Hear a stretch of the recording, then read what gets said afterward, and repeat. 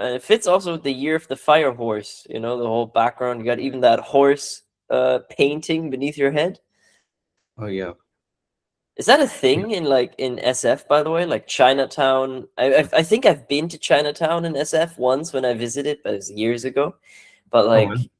how big is it? Like, what's the vibe? Is it because I feel like it's one of those things that in movies it's like, oh, Chinatown, SF. Um, Chinatown is a vibe. Like it's in the city somewhere. Um, to be honest, I haven't explored it that much, but I walked past it and there's like a bunch of really cool cafes, a bunch of like Chinese dollar shops. Like you can get, I feel like you can get everything there. Yeah, it's pretty cool, but it's just like a random Chinese like cultural epicenter in the middle of the city. It's a pretty random, but yeah, it gets very cultural, especially when it was Chinese New Year a couple weeks ago. yeah, Or I they call bet. it apparently like the politically correct way to call it is Lunar New Year, so it's more inclusive. Okay, more Don't call it Chinese, okay? Okay. Makes sense. I guess. I don't know which other countries follow the same system. I thought the Chinese have a pretty unique calendar. Um, Yeah, but it's Lunar, so that we can all accept it and not feel yeah, bad about ourselves for every freaking thing. yeah. I think that makes sense. It fits to that. We had the first full moon of the Lunar New Year yesterday. And man, I just gotta say, it was funny. I took a group of people to this ancient Celtic temple in the Sintra forest Mm. and had them squeeze through some rocks. And it was honestly, it was a marvelous experience. And it sounds goofier than it is, but I just there was a moment last night where I was just at the stones, looking at the moon in the middle of the forest, and I'm like, wow, this is how I spend my Tuesday evening. That's it's pretty cool. That is pretty cool, actually. Yeah, it was really You're cool. living the life that we aspire to retire into. Yes, exactly. I mean, look, right now, it's the benefit of this, like just the mystical path of trying to just see what comes up and the opportunities that lay ahead. Hmm. Um, and it's fun, like just taking a group of people there. Some of them I've also never met. So for them to trust me enough just from seeing my face online to say, hey, I'll meet you at sunset in the middle of the forest and squeeze through some stones with you, that's pretty cool too. I'm glad That's that pretty cool. yeah, that we had it, that Wait, we got are you it. doing like tour guide stuff or like what is it? Yeah, I am. Like, I started this like last year that I started to kind of show people some mystical sites around the world. And Sintra, of course, has a lot of them. And so now, yesterday was kind of like the second time, but this was, I'd say, the first time was a really proper experience. Like, Mhm. I had friends of mine who are musicians who kind of were partaking in this ritual as well to, accommodate and give some vibes for this process of rebirth, because that's essentially what it is. It's a rebirth temple and it's there for thousands of years, and the idea is that people go through the stones as a way to leave things behind and start into a new type of personality. Mm, that's pretty cool, man. So do you list it on Airbnb experiences or something like Nah, nah. I mean, would be cool, but that is for me the biggest struggle when it comes to the space of like, how much do I want to commercialize an ancient temple? Because right now the Portuguese say it might not even be man-made. So it's very accessible. There's no ticket center, there's no fences, nothing, right? And part of me is I'm like, I don't know if this becomes a bigger thing. Um, I don't know how big I wanted to make this, because then of course like you go there on a full moon night with a group of people, that? and then I make this more and more public, and then everyone can go to this place. So then I can just imagine, like, maybe in like a few months or so, there could just be shit ton of people there at full moon, which is okay, but I think it also robs the Mm. vibe a little bit, I guess. I don't know, but yeah, like don't feel shy to commercialize, like, because they're like, yeah, people can go there by themselves, but you are also the value because you're narrating this like historical, um yeah, you're just giving them like a historical tour, or like possibilities of like, hey, what probably happened. It's part of the experience, I'd say. It's because that adds, like, if I just went there like without your context, I'd just be like, okay, yeah, cool, nice trees, nice rocks. Oh yeah, this looks like a temple probably. That's about it. There's no, wow, I'm not immersing myself in the mythical past, you know, like, Yeah. and you can like basically transport them into that time potentially. Right. So I think, yeah, I mean, that's the whole point of Airbnb experience. So go for it. If it gets busy, then good for you. As long as people don't, damage or litter or anything, it's fine. Yeah. Yeah, that's true. That, I mean, that's the other point of like why, I mean, this one was kind of invite only. So I mean, I put it out on Instagram, but I had people send me messages, and it felt more like more barriers, like if you want to do this experience, you really gotta put your foot down and want to do this experience. But it's a mixture, and it's fascinating what happens, especially, and this is like very woo woo out there, right? But like, it's crazy what happens when we visit places like these ones, like sacred sites, and the things that just unfold there. Because it was like I bought torches for the experience, but I forgot Mhm. lighter fluid, so Oh. the torches couldn't actually be lit.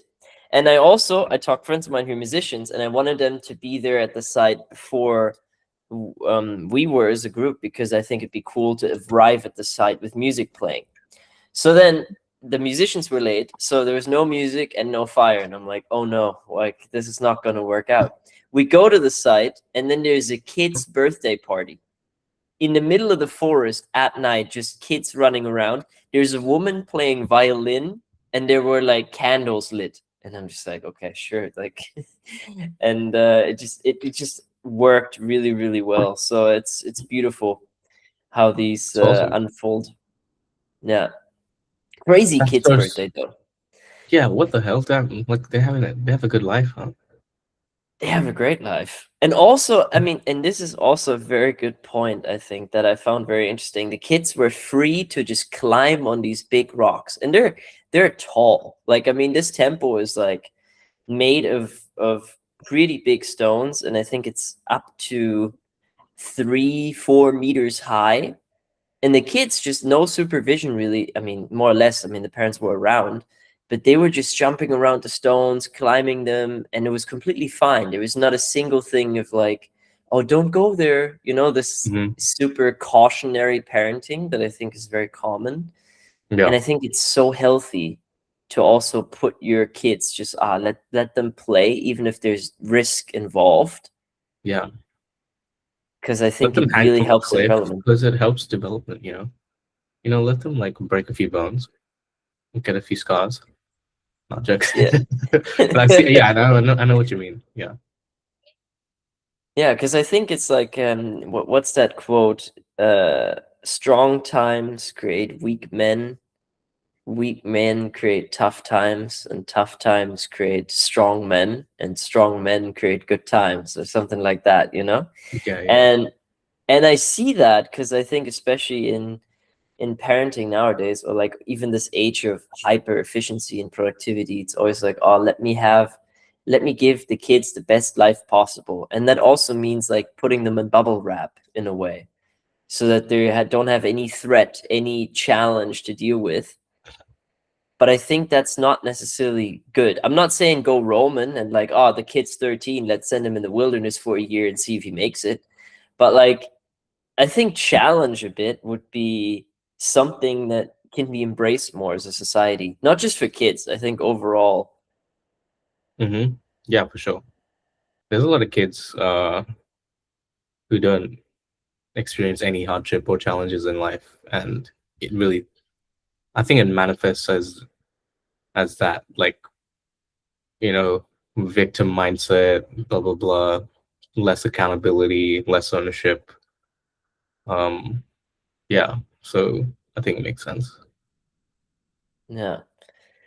Yeah. I mean, it's interesting, to kind of see that development. And also, if I look at some of the, even like in big tech, or some of the people that are in charge there, it's also interesting because it seems a similar vibe sometimes, where maybe not so much the victimization, although also sometimes, but it's also this essence of a lot of people come from very wealthy families, um and Oh, in big tech. yeah, like in tech or in politics as well, right? It's usually wealthy families naturally that give rise to politicians. Yeah, politicians, I can see that. In tech, I would say, or like in science and engineering, especially, like usually the typical path is you get a degree in a good college, and then you get work experience and stuff. So I would say in that respect, it's at least a stable upbringing with a focus on academic achievement. So even just having that, I think it's easy to take that for granted and assume that everyone has that sort of playing field. Yeah. Mm, a good upbringing, good parenting really like helps nurture you into like different paths, right? Like if you don't have a supportive family that's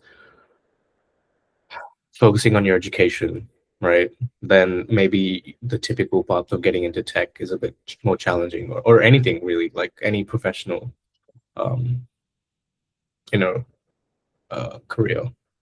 So yeah, like I wouldn't say it's like a wealth thing, but yeah, like especially if you're in America, education is like 100 grand, 200 grand, right?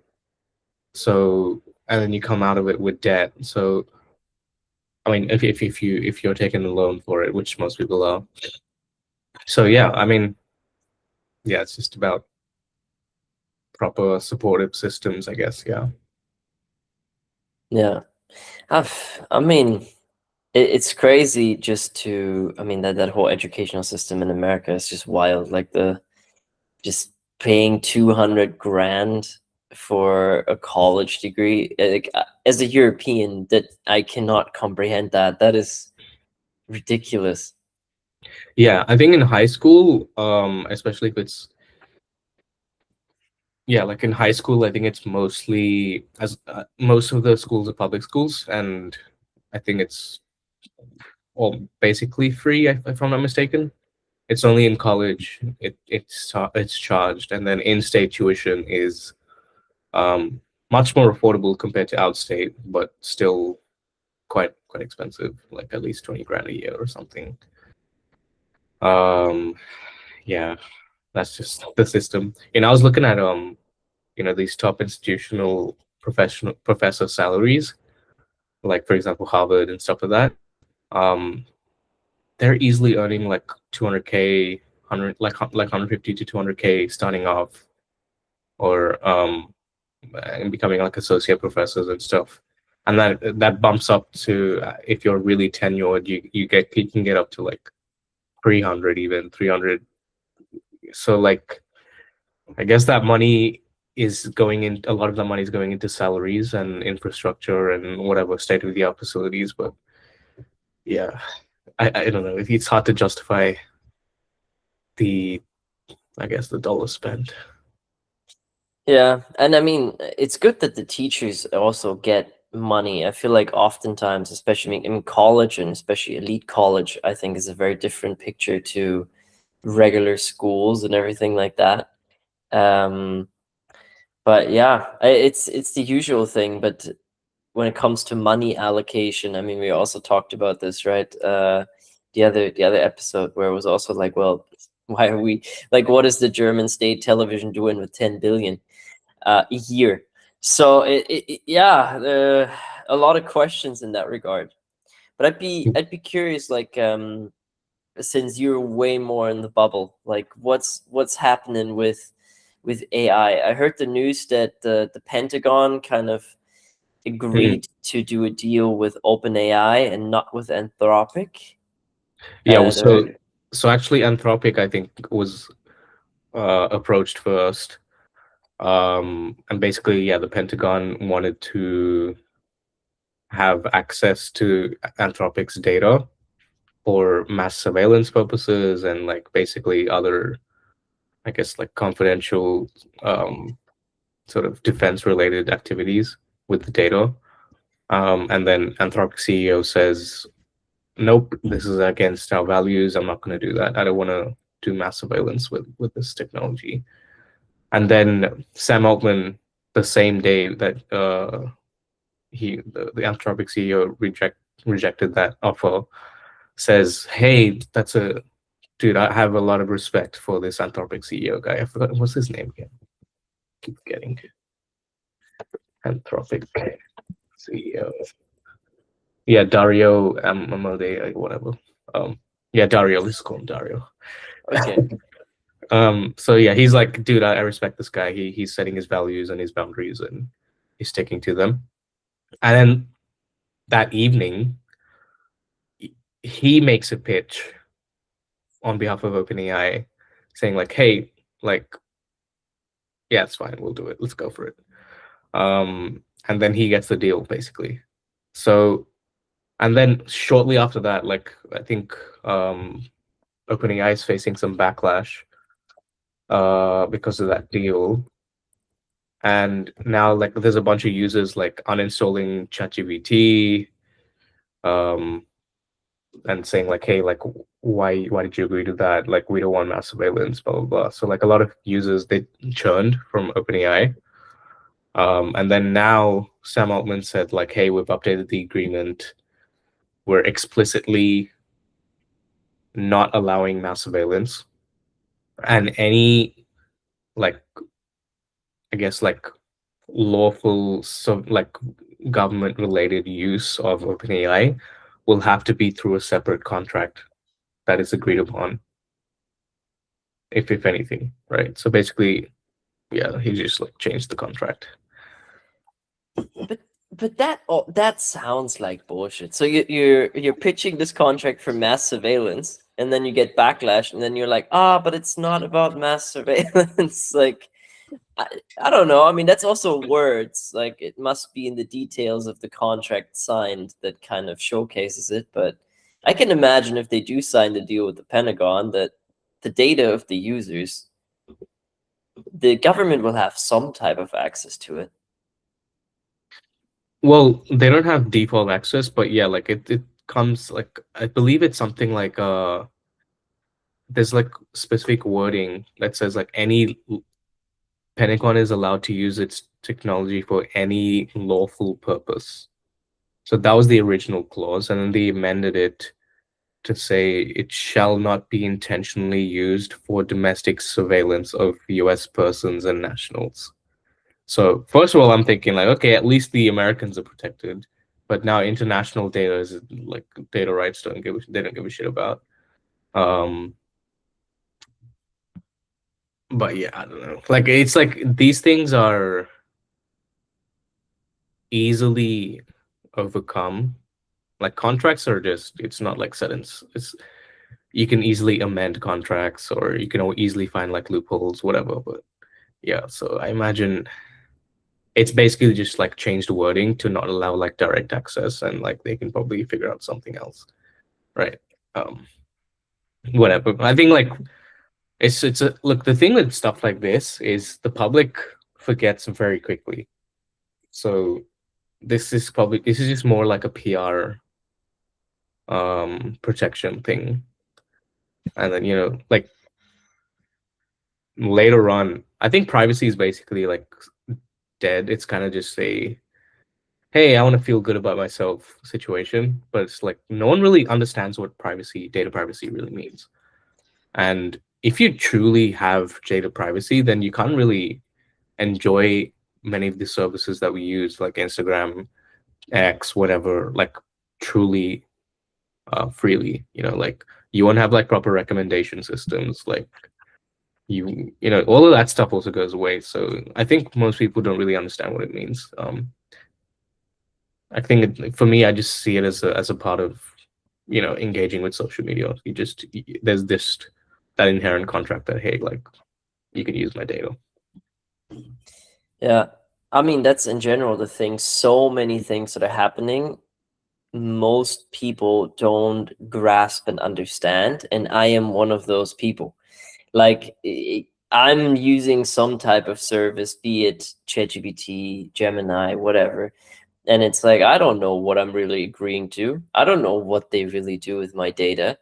I don't want to lose the convenience of doing the things that I like to do. And I think that's the main issue, right? Where convenience is such a big gateway for people to slide into something they don't actually agree with, but because it's convenient for them in the moment, it's like we accept the consequences that might happen with this in the future. Yeah, and this is why I guess like there's amongst the people who are a little bit more technically aware. Claudebot kind of took off. They were like it's basically said, uh, you can run any model, but all of the AI would basically be running on your local machine. So that means it doesn't hit any like cloud infrastructure. So none of the data is being sent for training or whatever. But yeah, it's the other the other side of that coin is it's difficult to set up. Like most normies don't even know how to set that up, and so on and so forth. Like in that respect, just from a product perspective, it's actually better to have like a managed service, you know? Um, yeah, I don't know. Like this is like a fight. I don't really. There's only so many fights I can uh focus on fighting for, and I don't think data privacy in this age like is something like I can meaningfully do something about. So might as well lean into the other side and then focus on the other side.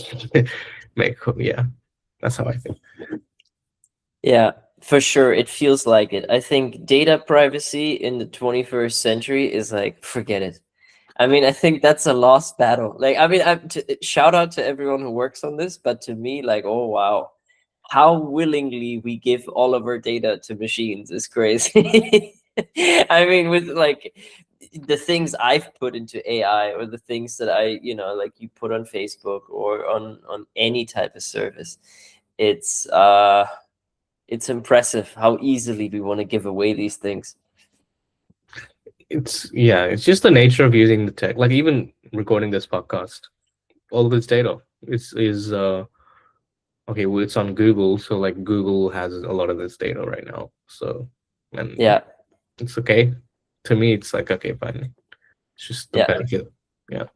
And then it will be on YouTube, which is also, I guess, Google, then Spotify. Clips of it will be on different platforms. And that's the price we pay, and I think it's, at the end of the day, it's valuable for us as well as for them. But it is interesting kind of like what direction we're heading into, even like now with this deal with OpenAI. And it's also what we talked about before about Sam Altman, where you also said in comparison to Elon, Sam Altman seems more sneaky, more or like less of a backbone just in a way. just his like actions so far have not been very transparent, and he's kind of said one thing then use that as an opportunity to do the opposite, like so. Yeah, it's hard to say. Like I'm not gonna like just say he's like a I don't like him, the vibes are shit, whatever. But yeah, like your actions also speak, right? Yeah, yeah. I think that's in general the best. Like actions do speak louder than words, because that's how you really can tell about the sincerity of some folk. So I don't know how this gets turned, and especially with how quickly AI is moving, we're gonna experience some a lot more crazy things. And it's interesting to also hear your perspective, because it's such a background perspective, you know, looking into the code and looking into some of the behind the scenes of all of this that's going on. What would you have any like realization from that view point that you have from like the past weeks or so that really stuck to you? I know we talked about Claudebot as a messenger before, Mhm. something like that. But with how much is popping up left or right, like what's the latest that you've kind of heard? Oh, nothing crazy since Cloudbot. I think everyone's still, trying to set up the best Cloudbot workflows. Um, but yeah, I think Cloudbot is still a bit hot right now. I think, yeah. Did you hear about Cloudbot getting acquired by OpenAI? No. Okay, so yeah, that happened. Oh Some dude, shit. yeah. So because of all this attention and like yeah, a lot of users and it really got the at least the most of the people in AI know Claudebot and they're tinkering with it and playing around with it. So it got a lot of adoption initially. So it's amazing. This guy's just some random software engineer in Austria who just basically vibe coded like most of this. Like, of course, he's an engineer, so he understands technically what's going on. But like, he built this sort of open source code Claudebot that anyone can use, and then OpenAI is freaking acquiring him. There's some random engineer in Austria, right? For I how don't know much? Do what you the know for how amount. much? Yeah, let me check. Claudebot. I don't know if they disclosed it. Claudebot acquisition price. Um, yeah, there's no like public disclosure. It's more of an acqui-hire, so like Claudebot as a company is not bought, but the founder is joining OpenAI. So that's kind of the trend I'm seeing in Silicon Valley now is instead of acquiring the company, they acquire the person or the people. But there are unofficial sources claiming uh almost $1 billion acquisition. Holy shit. What? Yeah. But it's unofficial, I don't know, but I'm sure he's a happy guy. And this is just a dude in Austria vibe coding, playing around with AI, and I mean, let's say unofficially he makes 500 million. Like, what the fuck? He's set financially, yeah. Um and the funny thing is like there's no revenue being generated. It's mostly because data is more important than revenue today. Remember that, especially for AI companies. Um, yeah, and these guys can pay. I mean, even OpenAI raised pretty recently. They raised from AWS and Nvidia. So they raised about 110 billion dollars, and now the company is worth 840 billion right now. Yeah, I mean, then like, yeah, give the Austrian dude 1 billion. Who cares? Yeah, and like, they have money, right? Um, But that is insane. That is insane. But what an interesting statement. Data is more important than revenue. So, as in this podcast, right? What do we do to create something related to AI where people are so happy to give their data in and we make a bill? How do we get acquired by OpenAI? By creating something that people are just happily giving all their data away for free. no. I think usually it never starts with that premise. That's the funny part. Most people, they're not going in with the intention of, hey, I want to sell my company. It's usually they're just like building something cool or something they're interested in, and they make it as good as they can. And Like this shit was just like him building in public. He's like posted on Twitter and social saying like, I've released this open source thing, and he's kept documenting his process and its features and everything. And then the social media just blew it up organically. And then all of this kind of just happened. You know, he came on the Lex Friedman podcast as well. He's talked to like a bunch of really wow. The amount of the doors that open for him are freaking insanely life changing. You know? Yeah. But Yeah. that's exactly how it happens, and you see that everywhere. It's just sometimes you need that one spark from the algorithm to get that one push, to have that one person see that video and reach out, you know? Well, Um, that's the positive of like not worrying about data sensitivity or whatever. Like because you're putting your shit out there, you can attract the people that resonate with it much better. yeah. So there's pros and cons. Yeah, definitely. But I mean, that's exactly I mean, what I've been doing for the past year, and also parts of this podcast, you know, to see, okay, like give away something, have a conversation that perhaps provides value in whatever form, like whether that's humor about some LinkedIn bullshit or something. But it is interesting how quickly that can happen in all kind of scenes and doors. But I think especially in tech and AI, it's like right now these doors seem to be so open, like it's floodgates, and it's just Mhm. like a strange thing of, okay, whatever happens within a month, you can just go from zero to a bill, which I think is kind of like the threat of or not the threat, but like the thrill of Silicon Valley right now too, as you said, right? This idea of everyone wants to be a founder, everyone has some type of door, or looking for investments or investors who are just very eager to invest in anything AI related. It's very Yeah, interesting. it's a very hot market. It gives me bubble energy, much like the dot-com bubble. But yeah, even I was reading somewhere an employee, like a software engineer who joined Anthropic, I think a little over a year ago.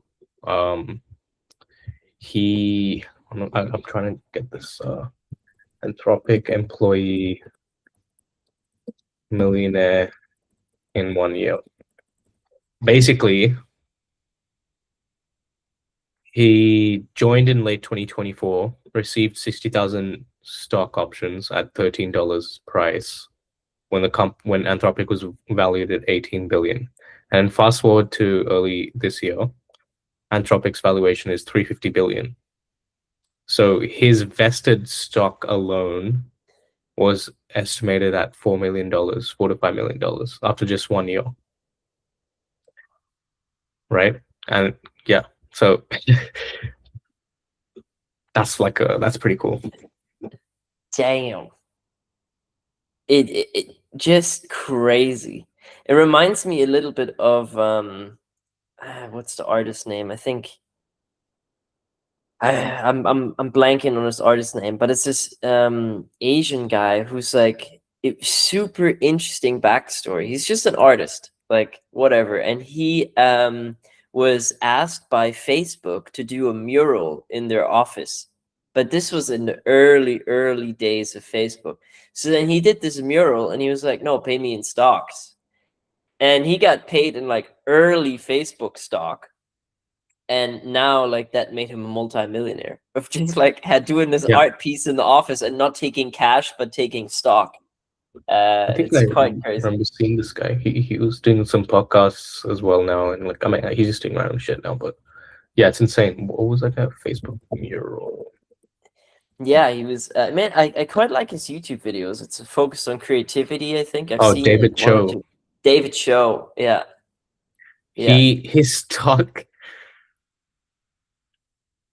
Okay, wait. First of all, I don't know how Facebook even thought to pay him $60,000 in stock for a mural in their office. Okay, they did that. And then when Facebook went public in 2012, his stock was worth $200 million. That is crazy. I mean, the dude said, like, I mean, what a smart move. Before Facebook even had a stock, he was just like, no, like, I want this payment. I mean, 60K for a mural is also crazy. But I guess Facebook was balling at that time too, like Mhm. early funding stage or whatever. Like, I don't know when this was, 2007, 2008 or something like that, I think. And he's just like, no, I'll paint the wall, like, but give it to me in stocks. That was, I think, the smartest sentence that this dude ushered in his entire life. Not to say that, like, but like, that's, you set out for your family for generations to come by just saying, like, oh, no, I want that in stock. Yeah, look, most stocks are worth nothing, so you would usually prefer cash. But in this case, because you're in the heart of like Silicon Valley and Facebook was basically one of the hottest companies at that time, if any company had a chance at doing really well, it was probably Facebook was going to be one of the top 10, top 5 companies at that time, right? So beautiful timing, smart enough guy to realize that stock is probably fine. And yeah, it paid off really, really well. Wow. But Wow. that's the like America has those kind of insane possibilities. Like for, so you don't really see much of that in other countries. Yeah, that's true. I mean, you have a high risk, high reward type of thing in America, I feel like. Mhm. And those types of options, I mean, it can happen. It's like same with the Anthropic employees, same with David Chong. Um, but it's impressive. It's really crazy just to see, like, if you bet on the right horse, you can still make it. But you got to bet on the right horse, and you got to have an opportunity to bet on the right horse, because I think Mhm. that's the other thing. Because I think especially often, even when with investment in stocks, if you don't have money to invest, you also don't benefit, right? It's like, Yeah, this is yeah, what I was saying last time, right? Uh, Luck is a factor, but also putting yourself in a situation or environment where luck happens more frequently isn't probably also a factor, right? yeah, for sure it is. I think it's the most important thing out there that you can control in a way. Even though you can control it, you can control it to a certain Mhm. degree. And part of it is really action, just putting yourself out there, doing things, because you never know what doors open and you never know what type of influence you also have in others, especially in the world of social media. Um, it was very interesting yesterday. One of the people that went to the full moon experience, he moved to Portugal again because he saw me in a podcast talking about Portugal. And it's like he said that to me and I was like, "What? Yeah, That is crazy." yeah. Because of course, like, I mean, there's many factors, many factors, I'm sure, but for that to kind of be a spark in this decision making, we never know what we can influence by our actions, but we gotta act. If I don't go on that podcast, maybe this dude wouldn't be in Portugal. Like, that is a fucking crazy sentence to say, but and that is just like a small example, not like of crazy success in ways, but it's just it goes to show that I think without action there's no ripple effect. And I Hmm. think it's important for us to throw the stone, and the best case is in a lake where it can really have big ripples, and not just in like a wave where it just kind of like doesn't go anywhere and just keep throwing stones. Yeah, I mean, this is reminding me of a friend of mine from college. We stayed in the same apartment, and yeah, this is in law school, and basically we graduated. He, worked as a lawyer, um, and he got bored of it or just wanted to do something else with his life after like 1 or 2 years, and he started to post on Instagram like a day in the life kind of situation. He's a very smart, capable, disciplined guy. So he would do day in the life videos of like, personal development, talking about stocks, talking about his, documenting his daily routine, going to the gym, everything, right? and he just posted consistently every single day for a year. And till this day, he's still doing that. But now he's got more systems in place to do it easier. But yeah, now he's at 1 million followers on Instagram.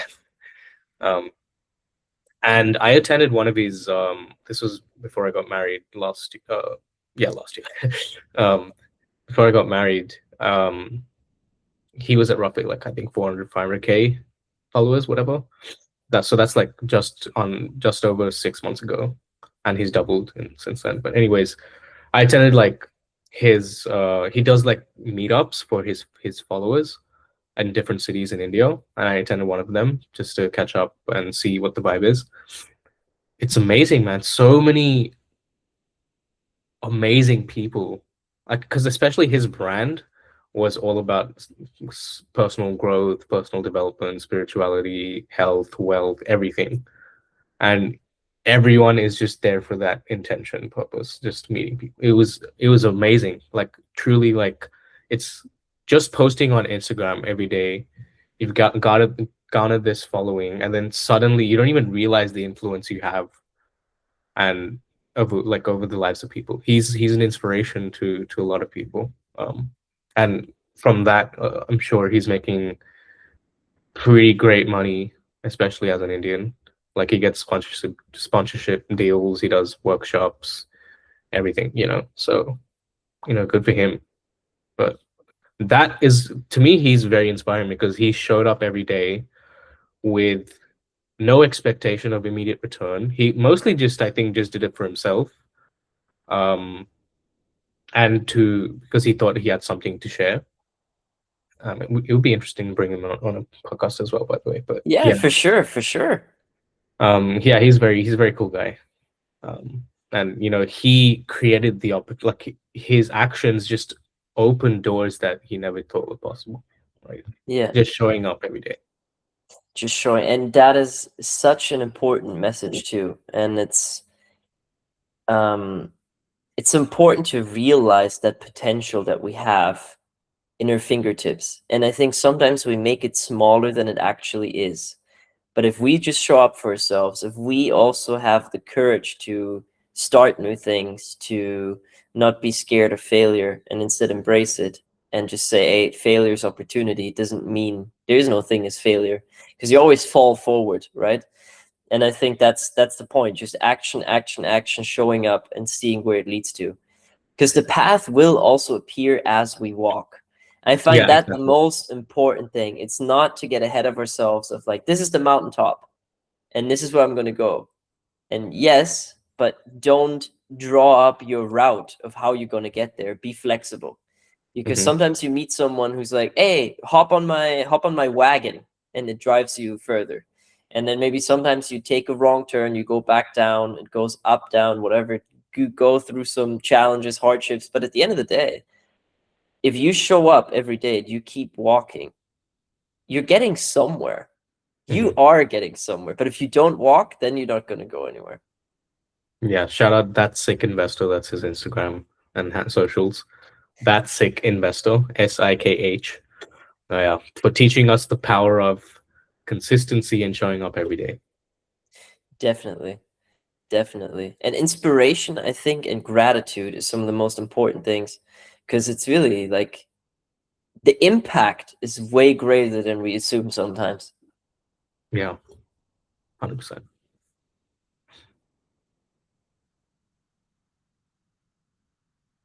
Yeah, Oh, man. did you freeze? No, no, man. I was just showing up, just existed. But that's cool. Also, sick name, I will say.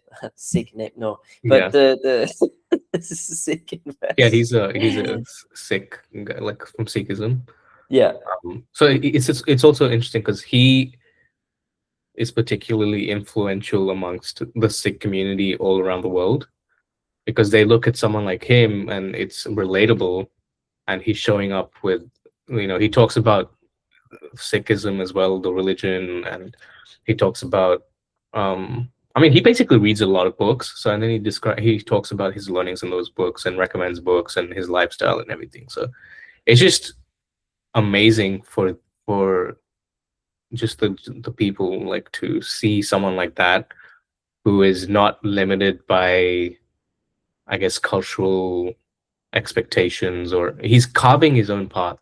Because actually, it's in Asia, especially in India, this is more of a breaking free from culture. Because culturally, you know, there are stereotypes that are basically um, ascribed to certain types of people, right? Like, so for example, Sikh people typically they eat a lot of tasty food, maybe like probably unhealthy food, high in fats and everything. They drink a lot, they party a lot, they're just loud and like, like it's not a lifestyle he, I think, is pushing. He's kind of like, hey, take accountability for yourself, take wealth into your own hands, take responsibility for all of your life. And like to bring that mindset into a culture that has so less of it is more inspiring, in my opinion. Definitely. Definitely. I mean, I think it's interesting, like you kind of become a counterculture movement, just because that's the mainstream or that's what used to be done. You can always do it differently. And I think there's an inspiring message if you go out and do it.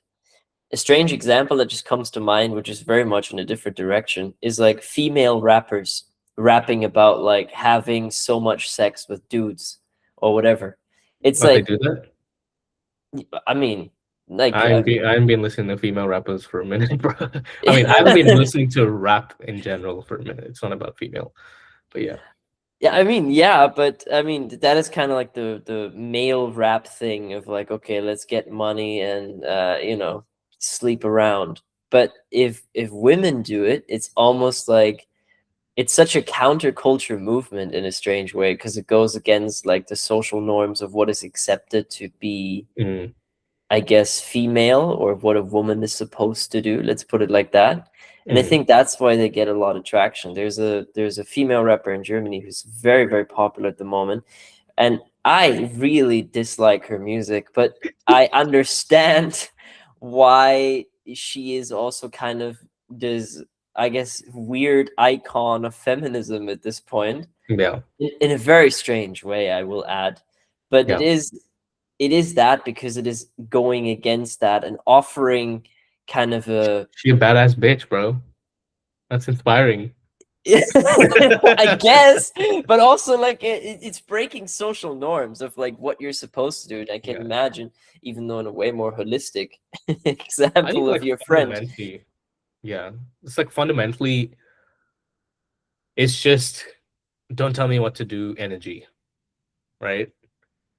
But what you're doing doesn't like necessarily, it's not probably uplifting from a person on a personal level. It's like probably damaging whatever, but at least they're seeing someone just like damage themselves willfully without without any uh I guess restrictions.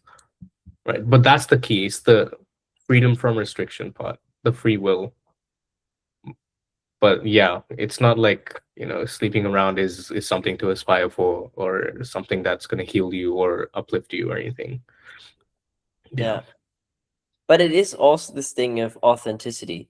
Because if you see someone do something where you're like, oh, that is, I don't know, I would not be the type of guy that goes out there and sings about these things. I think there's also a layer to this where you're like, okay, why don't I care? Why don't I share the thing that I like, even though Mhm, people may not enjoy it, if there are people out there doing this? Like you mhm. can also put it in relation, be like, okay, you know what? If this is happening and people like it, Yeah. why don't I just talk my stuff? Why don't I just It's also like also what's get rented? cool. Like for some reason, yeah, pussy money, weed, that sounds like why does it sound cooler, like more badass? Like that's the image, I guess, that's being sold in rap, right, and hip hop. But if you say like, yeah, spirituality, yeah, like personal development, it doesn't sound very like cool. Destruction for some reason is sells better. Yeah, that's true. In my opinion, one of the best, like one of my favorite artists, especially in hip hop, is Kid Cudi, because he found a Yeah, way. He found a way to talk about these things, but not make it corny. And I think that's impressive because you have those like almost Bible rappers nowadays. You know, they're like light love and yeah, yeah, yeah. spitting the word of Jesus, but you're like, I can't listen to this, bro. Like Dude, I this know is you're not. like, Yeah, yeah, like you can give me the positive message and I can like your lyrics, but like I'm not gonna be in the gym listening to yeah, this yeah, or in the car. yeah, yeah. We like to play with the devil, man. Like um, yeah, Yeah, defo. And it's just seasoning, you know, like if I hear Kid Cudi humming on how he smokes weed but finds himself, I'm like, man, you go, dude. Like that's I well, can relate to that. well, Kid Cudi is a great example because he basically his style of music was kind of emo rap a little bit. So I mean, he was going through his stuff at that time as well, but I think it was relatable because everyone was going through through stuff in their own way, and then they listened to Kid Cudi and was like, "Oh, I can actually relate to this." Like you can't really relate to this like Bible rapper that much as a Kid Cudi, like smoking weed to deal with his depression and like his girl problems. Everyone wants to hear problems. They don't want like utopia, you know. They want reinforcement and in a weird way the comfort of reinforcement of their dark side. Bars. I agree. I agree Yeah, completely. And it is true because it makes it human. I think if it's too utopic, there's this essence of like, okay, yeah, but that's not real life. yeah, yeah, 100%. That's why Eminem really took off, I think. Like if you listen to the lyrics, half of his songs were pretty psychopathic. It wasn't even relatable, you know? It was really bad. The dude's been through some shit, but he was spitting that heat and the fire and the energy, you could feel it, and that was inspiring. Yeah. I mean, that's honestly, that's a very good point. I also am reminded of Juice World, you know. I mean, even the type of lyrics he had are so depressive, and they're crazy bad, but people loved it. And Yeah. it's just crazy to also see that how that attracts, but also how emo rappers, especially in recent years. I mean, there's a time where I followed hip hop definitely more closely, but the three people I'm thinking of is him, Lil Peep, and XXX Tentacion. All of them super depressing lyrics, and all of them died super young. And Mhm. it's like you kind of see a relation to that as well, because it's one thing to make that type of music, but I think to then go out and like talk in these songs that the goal is to kind of die and an overdose or whatever it means. It's like, and then you're performing that for 15,000 people or 50,000 people and they all love it and sing it with you. That Yeah. must be a weird thing to project out into the world and to like embody. Wait, is that what he said? Like, I mean, basically, like Yeah. overdose. I want to overdose and shit. And almost every song, it's all about like how he's just depressive, how he wants to take a shit ton of drugs, and ultimately that he wants to die. So it's like, and then he died on an overdose, and it's a little bit Damn, like, yeah, damn. I don't want to be that That's like the guy. future song, like that really took off. What was it? Mask Off. That fucking took him to the next level, man. But then Yeah, like, in that song, he's like, yeah, like Molly Percocet, Molly Percocet. yeah. And what are you putting out there? You know, like Yeah. it's crazy. Like I think to just imagine that is just so wild because it must be crazy to like bring that out in the world and that's the focus. And Hmm. then but the other thing is really like you sing this but then you have 60,000 people in front of you and they sing it back to you. Yeah, It's like, yeah, okay. And then it's a weird cycle because it's like now you want to continue And now the Mm. record company tells you, "Oh, do one more suicidal song. Come on, Yeah, buddy." yeah, come on. That's like the numbers are doing really well, bro. Yeah, the kids love it. It's like Yeah, that's crazy. yeah, yeah. I don't have any solutions to this. I'm just observer here. Same. And also sometimes, man, some of these songs slap. I mean, I'm not Dude, gonna say that, but like it is interesting. I mean, I would love to enjoy Bible songs as much as I enjoy some of these other songs. You know, if I'd be like it'd be amazing, like just be surrounded by these positivity and these lyrics, but it's not what my system doesn't hit the wants. spot. Yeah, bro. No, it doesn't hit the spot. It needs to hit my shadow too. Yeah, yeah, yeah. I feel like a lot of these really powerful songs stem from a lot of pain and anger, right? And that's the fire, man. Yeah. Yeah. And even Tupac, he can feel the fire. That guy was like living the fire every day, kind of. You could feel it in his songs. Yeah. Yeah. Yeah. For sure. And I think that is usually where all good pieces come from. They have a certain path of tragedy, right? I mean, Harry Potter, the dude lost both of his parents. That's how the story starts, you know? It's like, or Batman, Oh you man, know? that losing the parents is for some reason in like I've seen this in Disney. Like that seems like the default starting story is like some family abandonment situation, and then the rise of the hero after he's lost his family. Is am I wrong? Like I just noticed that pattern. Yeah. I mean, what Spider-Man, I think, has it, Batman, Harry Potter. I'm sure there's a shit ton. Yeah, Bambi, Oh yeah, yeah, yeah. the little deer. Tarzan. Yeah, I mean, exactly. It's like it's all just it's crazy. Let's just give all of these kids some abandonment issues, but make them think, hey, even though you were abandoned, you can still make it. You can still Yeah. get a girl. I guess like the story isn't like they're trying to inspire the story of the hero finding his own way. But if you have like the hero has a family and he has like a normal life, that's not really inspiring, I guess. Yeah, that'd be funny if it's just like the most normal movie ever. It's just like Yeah. it's no hero's journey. The development is Yeah. just him getting a better salary at his job. Dude, I'm actually really excited for so these image and video models are really, really good now. I'm excited for movies coming out of this. Like people can make animes now, people can make anything. Short films, let's start with short films. Let's make a fucking movie, bro.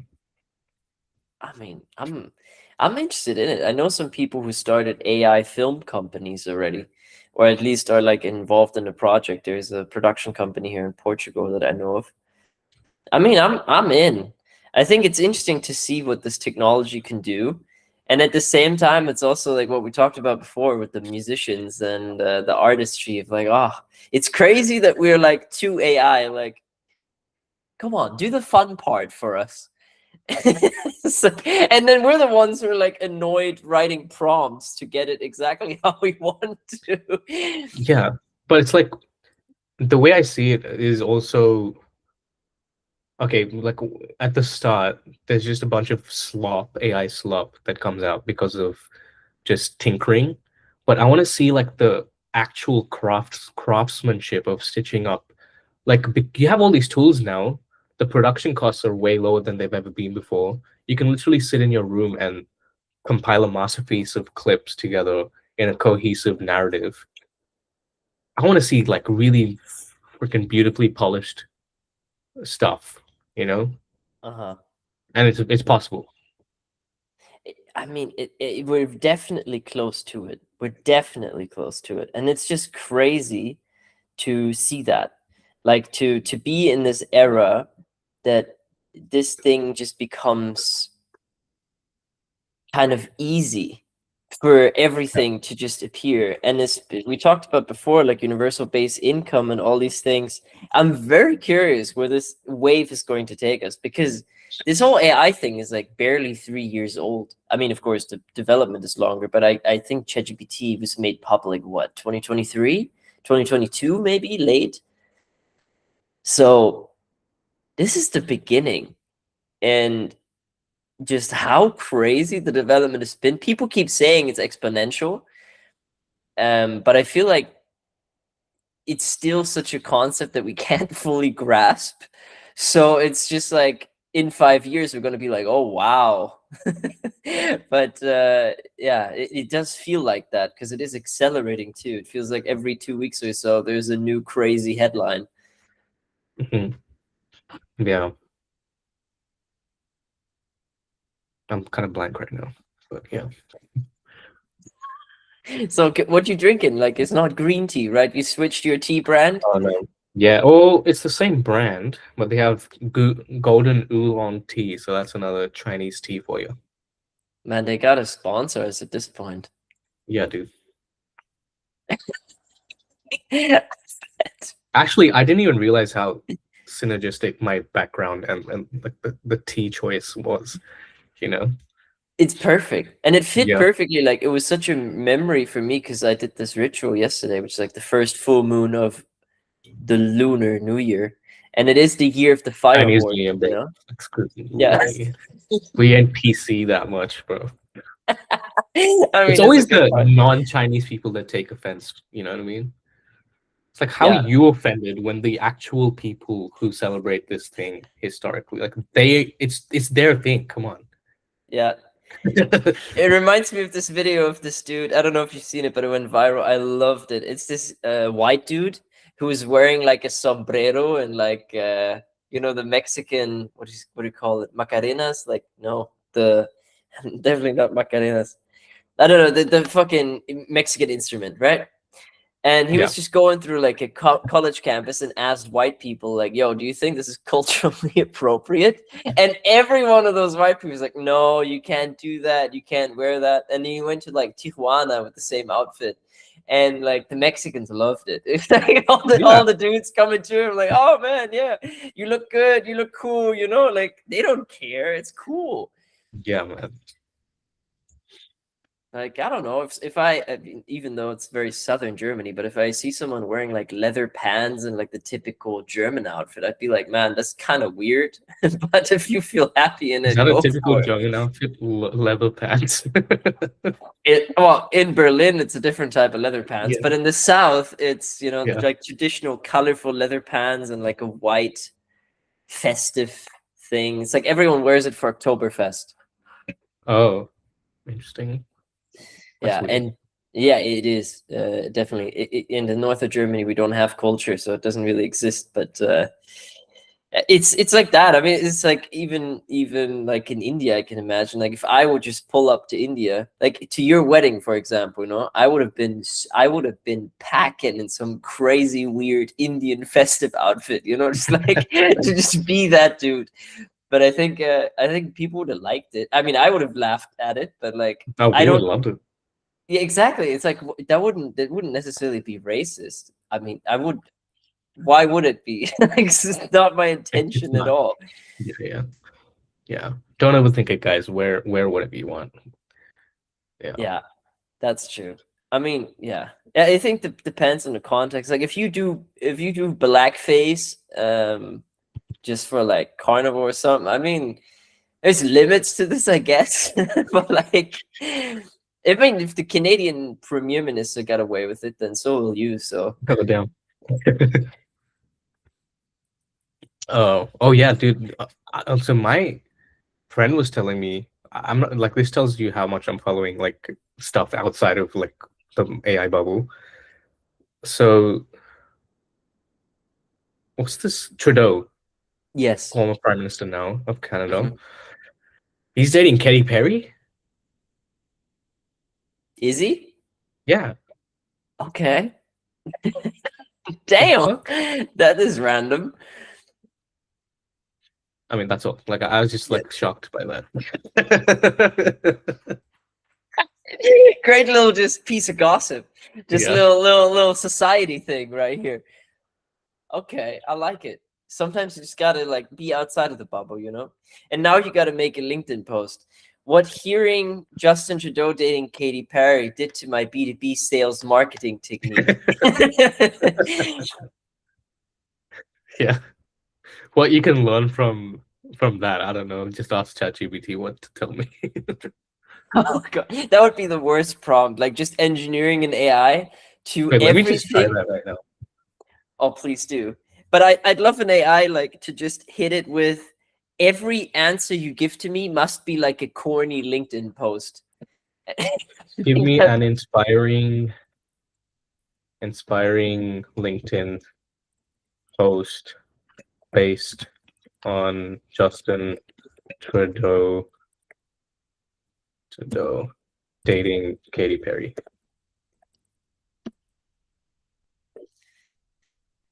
Sometimes the most unexpected headlines carry the most powerful reminders. When news broke about being linked to the internet, wait, what? I think it fucked up here. When news broke about Justin Trudeau being linked to Katy Perry, the internet did what it always does: speculate, analyze, and react. But beyond the buzz, there is a simple, inspiring takeaway. Life doesn't stay in one lane. A world leader and a global pop icon come from completely different arenas, politics and entertainment, yet both operate at the highest levels of pressure, scrutiny, and performance. Different stages, same intensity, same need for resilience.